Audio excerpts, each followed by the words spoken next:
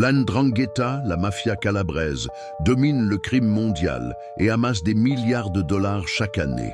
C'est désormais la plus puissante et la plus riche. Mais elle est aussi la plus ésotérique, tissée de rituels anciens et de symboles religieux.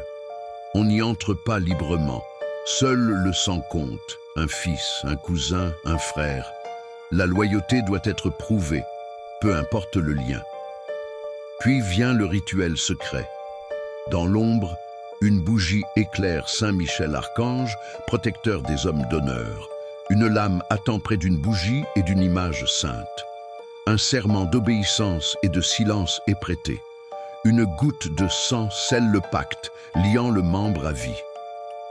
Il devient Picciotto d'Honor, simple soldat de la Società Minor, la société mineure, exécutant les opérations sur le terrain.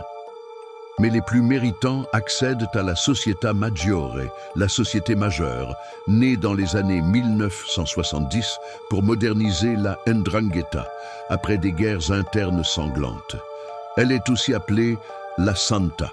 Cette élite brise les tabous, tissant des alliances interdites avec l'extérieur. Au sommet, des grades occultes, Santista, Vangelista, Trequartino, jusqu'à l'Associazione, celle des boss suprêmes.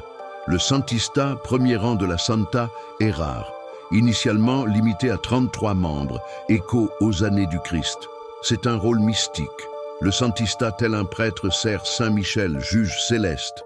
Il noue des liens secrets avec politiciens, magistrats et loges maçonniques déviantes, infiltrant l'État et l'économie. Il décide des grandes stratégies, veille sur les serments, mêlant foi chrétienne, rites païens et codes criminels. Les Santisti incarnent l'âme obscure de la 'Ndrangheta. Pouvoir, foi et peur se concentrent entre leurs mains.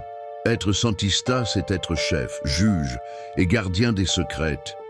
La 'Ndrangheta n'est pas qu'une mafia, c'est une société secrète, une religion cachée. Chaque grade ouvre une porte vers un abîme plus sombre.